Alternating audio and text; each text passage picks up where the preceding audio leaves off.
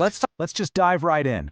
We're talking about something we all struggle with, those crazy, chaotic mornings. Today, we're going to figure out how to transform them from a stressful mess into a real launch pad for a focused, effective day. It's all about going from being pulled in a million directions to actually being the one in the driver's seat. So let me ask you something, and be honest.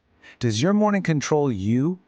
Do you wake up and just immediately feel like you're already behind? Like you're playing defense, just trying to keep up with whatever's coming your way? If you're nodding your head right now, you are definitely in the right place. You know, it usually starts with this little guy, the snooze button. It feels so good in the moment, doesn't it? But what you're really doing is kicking off your day with like 30 minutes of terrible, broken sleep. It's basically a recipe for feeling groggy and stressed before you've even gotten out of bed. And then, what's next? For so many of us, it's this. We grab our phones. The thing is, when you do this, you're literally just giving away your best, freshest morning energy for free. It goes straight to notifications, social media, what your cousin had for dinner, you name it. And oh man, to all the office workers out there, this one's gonna hit close to home. Rolling out of bed and diving straight into your inbox. It feels so productive, right? Like you're getting a head start.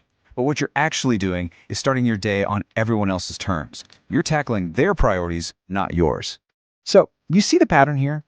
All these little habits, they add up to one big problem. You're starting your day on defense. You're not steering the ship. You're just reacting to waves crashing over the side. This quote just says it all, doesn't it?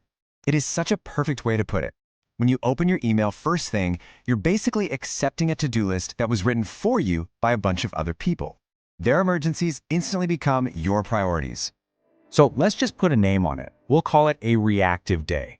This is what happens when all those outside demands, the emails, the Slack pings, the last-minute requests, completely take over your schedule.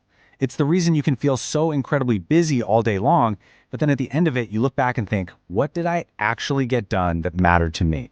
And this chart illustrates the cost perfectly. I mean, look at this. In the morning, your energy is at its absolute peak. But in a reactive morning, where does it all go? It gets poured straight into other people's priorities. In your own important work, well, it gets the scraps, if it gets anything at all. Okay, so that's the problem. And yeah, it can feel a little depressing. But the good news is, the solution is actually pretty simple. It all starts with focusing on one thing, winning back your first hour. That's it. Let's see how. So, the foundation here is built on what you don't do. It's so simple. 1, keep your phone in another room. Seriously, get it out of the bedroom. 2, don't open your email. And 3, stay away from the endless scroll of news and social media. This is all about creating a little protective bubble for that first 60 minutes. And why is this so critical? Because of this number, 20 minutes. Every time you get a notification or a new email pops up, it's not just a 30-second thing. It takes your brain, on average, 20 full minutes to get back to that deep level of focus you were in. You do that just 3 times, and you've basically torched an entire hour. Okay, so now that we've cleared out all the noise and the distractions, we can get to the good stuff.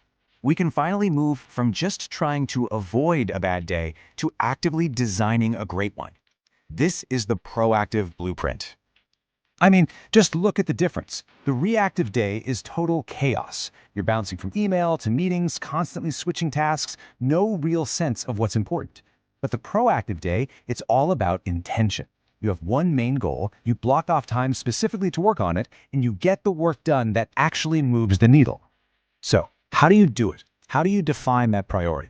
It's about finding what some people call your MIT, your most important task. Before you look at anything else, just ask yourself this one simple question. What's the one thing that, if I get it done today, will make the biggest impact? Then, write it down. That's your North Star for the day. And once you have your target, you have to protect it. That's where time blocking comes in. Look at this example schedule. That most important task, the Q3 report, it gets the first, best, biggest block of time in the morning. That's a non-negotiable appointment with your own priorities. Notice how email comes later? It's processed on your terms, not as a constant stream of interruptions. So, let's kind of wrap this all up. The big shift we're talking about here isn't about working harder or putting in more hours. It's a fundamental change in your mindset, moving away from this weird obsession with being busy and toward actually being effective. This quote is just the perfect way to end. We confuse movement with progress all the time. Answering 50 emails feels like a ton of activity, but did it actually get your most important project any closer to the finish line? Probably not.